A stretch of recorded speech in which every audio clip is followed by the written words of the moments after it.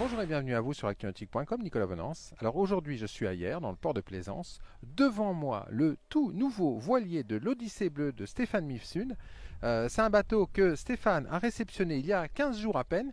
Je vous propose de tout de suite rencontrer Stéphane pour nous partager avec nous ses premières impressions à la barre de son nouveau voilier et bien sûr nous parler de l'Odyssée Bleue. Stéphane, bonjour. Bonjour Nicolas. Alors Stéphane, c'est un gros bébé qui est derrière vous, un Oceanis 55.1 de chez Beneteau qui remplace le 45. Ça fait 2 semaines à peine que vous en avez pris possession. Effectivement, l'inauguration était il y a 10 jours et donc depuis on a déjà commencé à bien naviguer avec. Alors, avant de partager avec nous les premières sensations à la barre de ce bateau et puis partager les expériences que vous avez vécues avec les équipiers qui vous ont rejoints pour les premières croisières Odyssée Bleue à bord de ce bateau, quelques mots sur l'Odyssée Bleue. L'Odyssée Bleue, c'est un concept tout simple. Quand on aime les choses, on les protège. Bien, la mer, c'est un petit peu mon univers. J'y suis très souvent et malheureusement, on voit que la Méditerranée est la mer déjà la plus polluée du monde. Donc, je pense qu'il faut faire une prise de conscience aux gens pour qu'ils adhèrent au projet de se dire, ben écoutez, on a un truc, on a un joyau, il faut absolument le protéger. Parce que 50% de l'air que nous respirons vient des océans. Alors, et vous, en fait, vous sensibilisez les gens à la pollution en mer. Non seulement on sensibilise, mais on agit. On se retrousse les bras et puis on fait des actions, pas coup de poing, mais presque.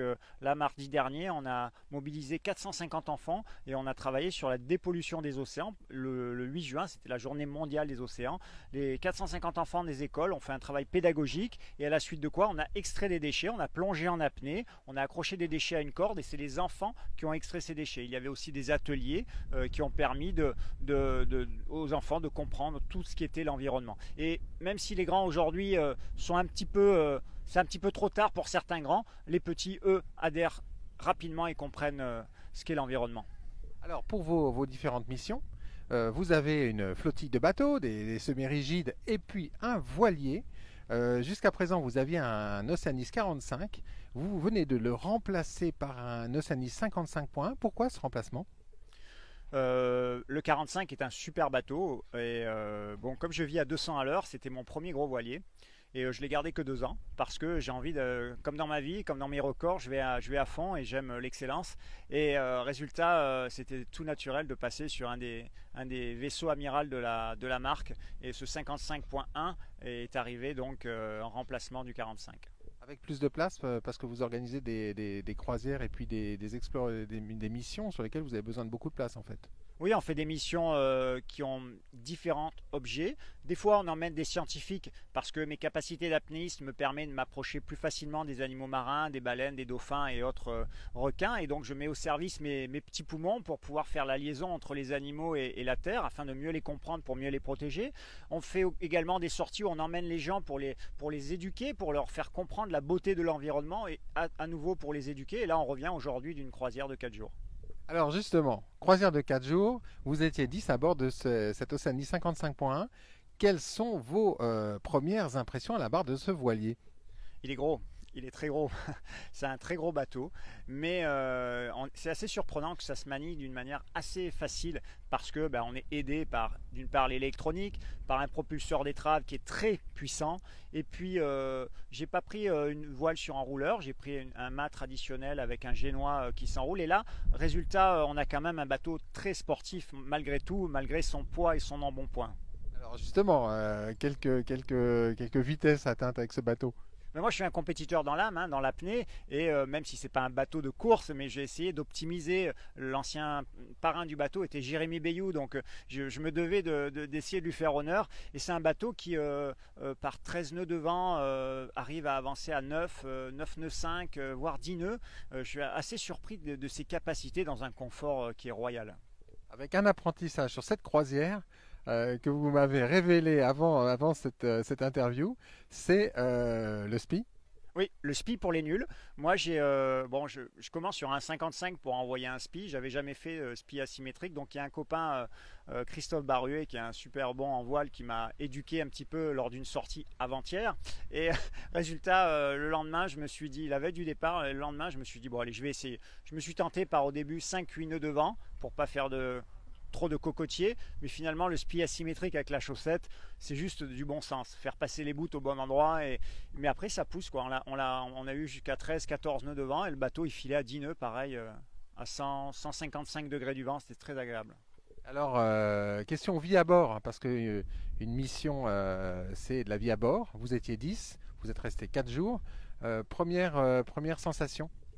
Il y a beaucoup de place, le carré derrière est immensément grand. Quand on ouvre la plage arrière, ça fait encore un espace de vie. Et puis j'ai réfléchi avec le 45 au préalable comment il fallait occuper toute la place. Et ben là sur l'avant, je fais des postes pour pouvoir, je mets les sacs de plongée à l'avant qui sont accrochés. Résultat, les gens accrochent leurs sacs de plongée et ça fait un espace pour venir s'équiper. Du coup, tout le monde ne s'équipe pas dans le carré à l'arrière. Voilà, en réfléchissant, vous voyez à l'arrière, j'ai carrément mis une poubelle. C'est pas très esthétique, hein, mais pour ranger les palmes, etc. Donc il y a des petits aménagements quand il est en version, je dirais, baroudeur, plongeur, qui sont pas tout à fait les mêmes quand on est en exploration croisière ou quand on va avec les scientifiques. Voilà, c'est un bateau, c'est un énorme couteau suisse. Alors, sitôt rentré après ces 4 jours à Porquerolles et puis sur les îles, là, vous vous préparez déjà à partir dès demain, je crois.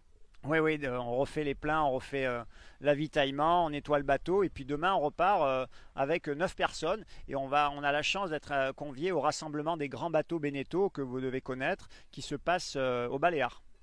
Et donc là, votre participation, ça va être là aussi de l'éducation, de la formation?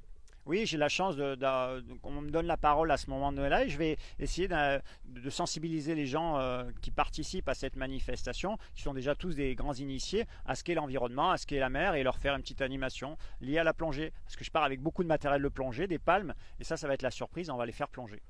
Alors, dernier point un petit peu extraordinaire, c'est novembre. Là, cet Oceanie 55.1, il va traverser l'Atlantique pour rejoindre l'arc antillais. Absolument, on a pour ambition de partir avec beaucoup de matériel de plongée. Un de mes partenaires Immersion va nous mettre à disposition du matériel neuf et on va l'offrir dans différents points, centres de jeunesse, et en même temps on va former les jeunes à l'environnement par le biais de la mer. On leur met un masque, on leur met une paire de palmes et on leur montre ce qu'est l'environnement. Alors en fait, on se rend compte que dans des pays comme ça, eh ben, l'accès à la mer est souvent limité par le matériel. Et ben on va combler ce manque et on va permettre aux jeunes d'accéder à la mer. Vous savez, ils ont reçu un cyclone il y a peu de temps et il y a besoin de bosser aussi sur l'eau pour nettoyer. Avec cet Oceanie 55.1, vous avez écrit de nouvelles belles pages dans l'histoire de l'Odyssée bleue? J'espère, nous on a vraiment envie d'être actifs.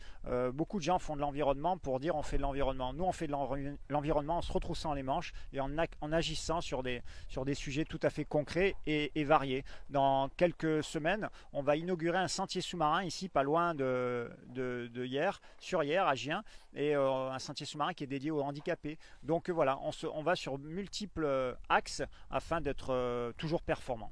Merci beaucoup Stéphane. Merci à vous. Voilà, donc beaucoup de passion pour Stéphane Mifsud et puis un tout nouvel Oceanie 55.1 qui a déjà, après 15 jours, un gros programme derrière lui de navigation et puis devant lui également. Voilà, et c'est sur les images de ce voilier que je vais rendre l'antenne. À très bientôt sur actunautique.com.